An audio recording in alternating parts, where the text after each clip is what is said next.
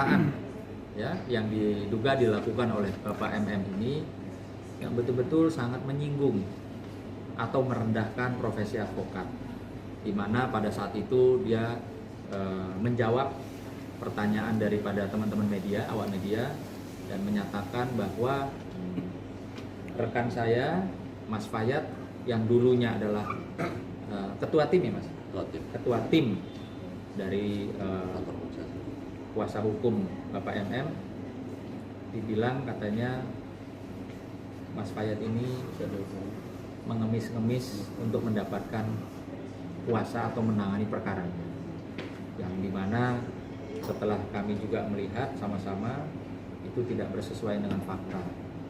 Lalu Bapak MM menyampaikan juga bahwa nggak apa-apa hilang satu pengacara, ya saya tetap didampingi oleh banyak pengacara sambil memamerkan pengacara masing-masing.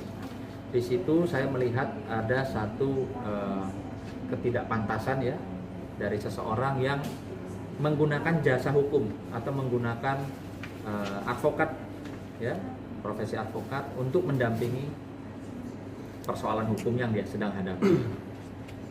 Nah, saat ini juga dia masih memerlukan pendampingan dari advokat. Jadi saya mengecam keras ya dan berharap Bapak MM segera meminta maaf ya untuk profesi advokat, karena kami semua hadir di sini perwakilan dari teman-teman organisasi advokat LBH yang juga ikut merasa tersinggung. Kalau memang ada persoalan secara personal dengan Mas Fayat, silahkan saja, atau tidak perlulah diumbar ke media. Perlu diketahui bahwa kehadiran Mas Fayat mendampingi Bapak MM ini ya telah dirasakan oleh Bapak MM itu apa yang sudah dikerjakan. Contoh, Mas Fayat sudah bikin LP ya, sudah bikin laporan polisi tanda tangan kuasa. Sehari setelah tanda tangan kuasa. Artinya Mas Fayat ini sudah bekerja loh, sudah bekerja dengan baik sesuai dengan surat kuasanya. Dia jalankan profesinya dengan baik. Selalu apa lagi Mas? Sehari kemudian ke MUI. Nah, sehari kemudian ke MUI. Bisa bertemu dengan Pak Sekjen MUI pusat pada saat itu. Artinya kalau kita melihat ya secara umum, kerja dari Mas Fayat ini sebagai kuasa hukum sudah betul-betul totalitas. Ya, maka kami sangat menyayangkan, kami ya, bukan personal, sangat menyayangkan kenapa Bapak MM itu bisa sesumbar di media merendahkan ya Mas Fayat selaku sebagai seorang advokat. Ya, seolah-olah Mas Fayat ini tidak ada nilainya di mata dia, tidak ada harganya, tidak ada kerjanya. Ini yang kami sayangkan kepada profesi kita sebagai advokat. Kalau memang mereka kasarnya para advokat yang ada di barisannya Bapak MM saat ini merasa bukan advokat, ya silakan saja. Yang seharusnya dia juga ikut tersinggung, atau paling tidak ya Saudara Halim itu ya yang sekarang menjadi kuasa hukumnya MM itu, paling tidak Saudara Halim kan menyatakan bahwa saya ini profesor, saya ini senior. Paling tidak dia harus mengajarkan kliennya sopan santun.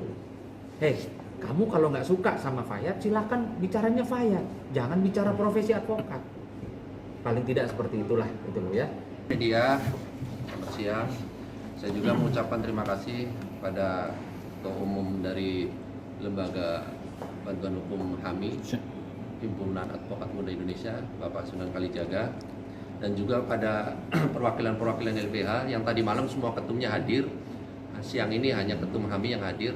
Diwakilin ada dari LBH GAS, Gerakan Advokat dan Aktivis, ada juga advokat gerakan dari LBH IKAMI, Ikatan Advokat Muslim Indonesia, dan juga ada dari LBH Pejabat, Pengacara dan Jawara Bela Umat.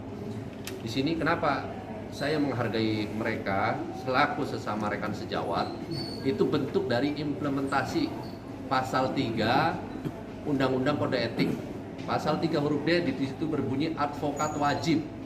Advokat wajib memelihara rasa solidaritas di antara teman sejawat, dan itu diimplementasikan oleh rekan-rekan LBH kepada saya. Jadi ini atas dasar solidaritas profesi sejawat yang ditujukan oleh rekan-rekan advokat yang sekarang mengatasnamakan LBH, bukan personal. Jadi semuanya berprofesi sebagai advokat. Kedua, terkait laporan saya di Polda Metro Jaya kemarin, tadi malam tepatnya, terkait adanya dugaan tindak pidana fitnah dan pencemaran nama baik yang dilakukan oleh mantan klien saya terhadap saya. Laporan saya sudah diterima oleh pihak SPKT Polda Metro Jaya tanggal 16 Oktober 2021, dijerat dengan